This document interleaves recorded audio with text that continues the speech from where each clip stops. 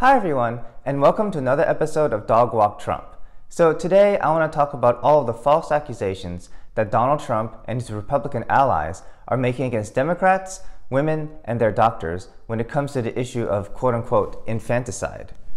I did a previous video called Dog Walk Trump on abortion where I took apart Trump's vicious lies about late-term abortions and how doctors would quote-unquote rip apart babies as the mother's giving birth. But now Trump has gone even further than that and is talking about post-birth abortions where doctors would smother the lives of these babies even after they are born. These are complete and horrendous false accusations that threaten women's reproductive freedom and their basic human rights. And I just want to discuss this so that all of us can be clear about the real facts and the evidence surrounding this issue. But first, let's take a look at this video where Trump discusses late-term abortions and ripping apart babies during his State of the Union address to the American people.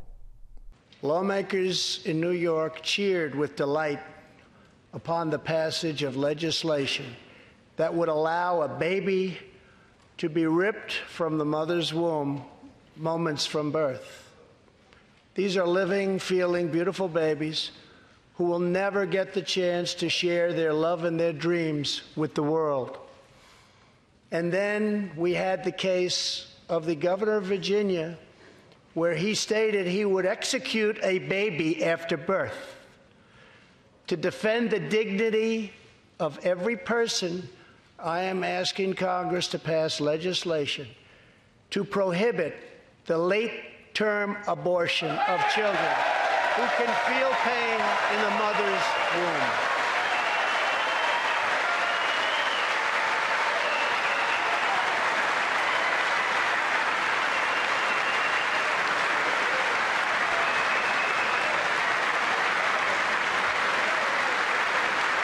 Now, unfortunately, everything that Trump said in that segment of his State of the Union address to millions of American people was a complete and shameful lie.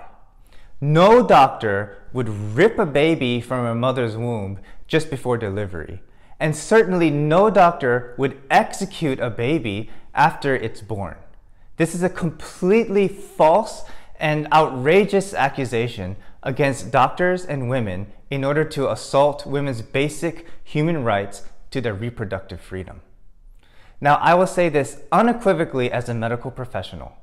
No doctor in the entire country, no responsible doctor at least, would terminate a healthy fetus that can be safely delivered from the mother and survive on its own outside of the mother's womb. Now next, let's take a look at a video where Trump gives a speech at CPAC and once again promotes all of these false accusations against women and doctors about this issue of infanticide. Lawmakers in New York cheered as they passed legislation to allow babies to be ripped from the womb of their mother, right up to the very moment of death. Then, in an act and a statement, the likes of which I don't think I've ever heard, in Virginia, the governor, a Democrat, stated that he would allow babies to be born outside. He would wrap them. He would take care of them. And then he'll talk to the mother and the father as to what to be done. And if they didn't want the child, who is now outside of the womb, long outside of the womb, they will execute the baby after birth. They will execute the baby after birth. And that's one many people have never even. So as many of you probably have already noticed, there's a recurring theme here. The President of the United States keeps on saying that doctors rip babies and terminate them right before delivery, and that the governor of Virginia says that he would execute babies right after birth. So let's actually take a look at the original video featuring the governor of Virginia, Ralph Northam, and how his words have been so wildly taken out of context to imply that there's infanticide going on, which is absolutely not true. There are, when we talk about third trimester abortions, these are done with the consent of obviously the mother, with the consent of the physicians, more than one physician, by the way. And it's done in cases where there may be severe deformities, there may be a fetus that's non-viable. So in this particular example, if a mother is in labor, I can tell you exactly what would happen. The infant would be delivered. The infant would be kept comfortable. The infant would be resuscitated if that's what the mother and the family desired. And then a discussion would ensue between the physicians and the mother. So I think this was really blown out of proportion. But again, we want the government not to be involved in these types of decisions. We want the decision to be made by the mothers and their providers. And this is why, Julie, that legislators, most of whom are men, by the way, shouldn't be telling a woman what she should and shouldn't be doing with her body.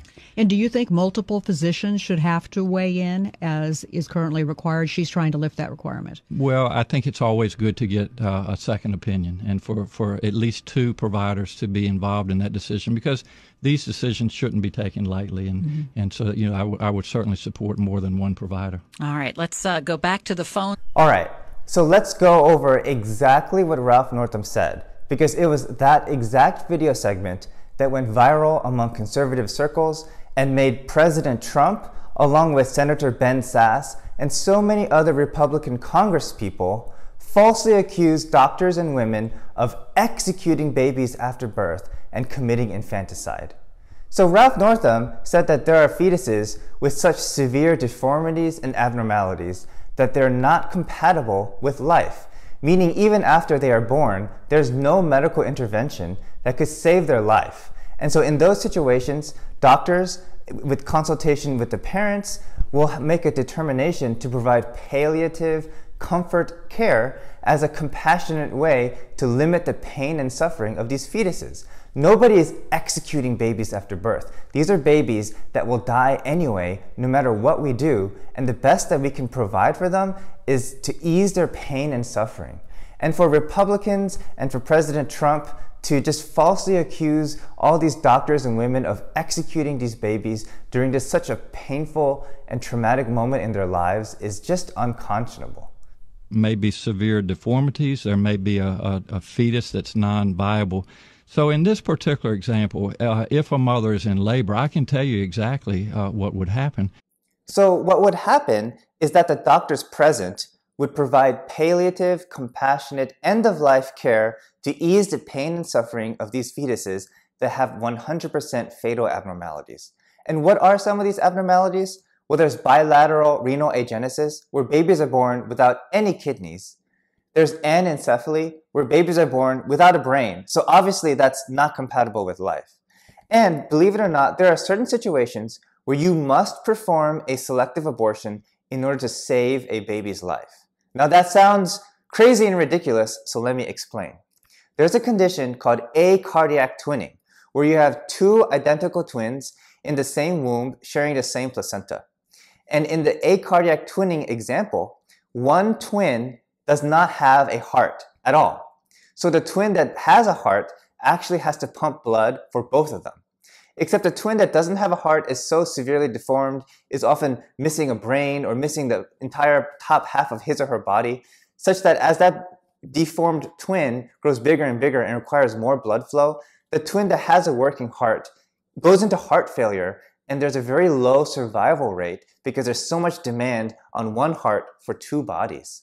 So in order to save the life of the twin that has a working heart, you actually have to perform a surgical procedure called a fetoscopic cord occlusion, where you go in and you clamp the umbilical cord going to the fetus that doesn't have a heart so that you can save the life of the fetus that has a heart.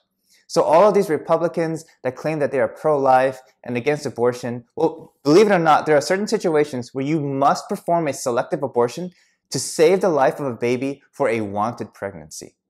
And finally, in conclusion to this entire episode of Dog Walk Trump, I want to reiterate the fact that no responsible doctor in the entire country would ever perform an abortion on a healthy fetus that can be safely delivered from the mother and survive outside of the mother's womb. There's this term called fetal viability that determines when a fetus can independently live outside without the need of the mother's body at all. And for most of us in the medical community, that's when a fetus is 24 weeks of gestational age or older, and that weighs 500 grams or more. So if you can, I know a lot of conservatives watch these videos, including those of you from Live Action, because you're always trolling my tweets all the time. So let me make this clear. If you can find a single doctor in the United States who has performed an abortion on a fetus that is 24 weeks or older, weighs 500 grams or more, and doesn't have a 100% fatal abnormality like bilateral renal agenesis, acardiac twinning, anencephaly, or one of the many other diseases that's not compatible with life. If you can find a doctor that has performed those abortions from medical records or documentation, then please let me know and I will condemn that doctor alongside you, and because that's a brutal murder of a fetus that can survive independently of the mother. None of us in the medical community support that, and I guarantee that you cannot find a single doctor in the United States who has done such a barbaric thing and not already been prosecuted for it. Everyone mentions the Dr. Kermit Gosnell in Philadelphia, who has done things like that. But guess what? He's in prison. So you can't find a single doctor in the United States who does something like that and is not already in jail. So anyway, hope you guys enjoyed this episode of Dog Walk Trump on infanticide, learn something new, and perhaps have more facts and evidence to understand what's going on and why it's so outrageous for President Trump and the Republicans to falsely accuse doctors and women of committing infanticide. All right, until next time, and see you guys later. Bye.